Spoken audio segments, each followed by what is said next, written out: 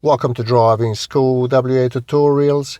We are analysing another driving test sheet, and unfortunately this person was not successful. She was about to do the exercise, left some behind. What happens in the driving test? The assessor brings you to a random residential street and asks you to pull over or park on the side of the road wherever you feel is safe. When she was given the instruction to pull up on the side of the road wherever she thought it was safe, she actually stopped opposite the parked truck.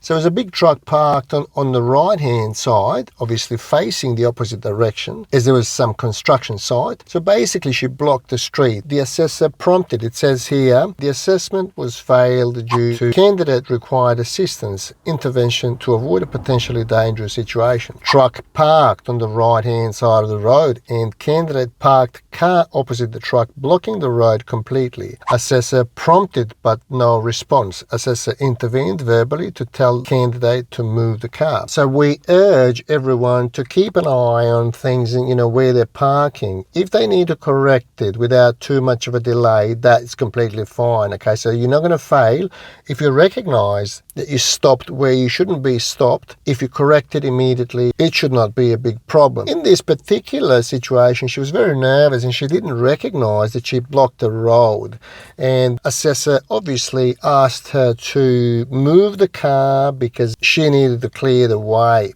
Now, when assessors give verbal instructions, they do discontinue the driving assessment. Well, once you pull over, look around once more just to ensure that you parked in the right spot. So if you feel that you parked opposite the bus stop or near the intersection, or clearly in this particular situation opposite where the truck is already parked or any other car, so what she should have done, she should have moved forward and parked in a different safe spot. Had she done that, she would not have failed for this particular error. So this was an avoidable situation, and it was so easy to intercept it because it was a big truck. Be aware of your surroundings when you're driving. Do not hesitate to correct any errors as soon as possible, and that way you will easily avoid these types of situations.